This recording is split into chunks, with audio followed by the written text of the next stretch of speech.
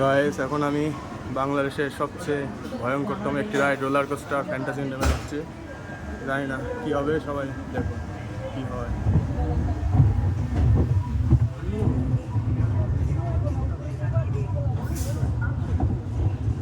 আমরা এখন উঠছি। ওয়াও,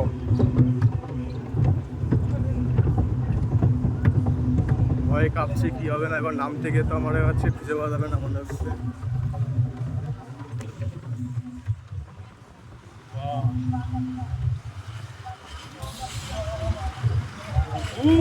নামবো।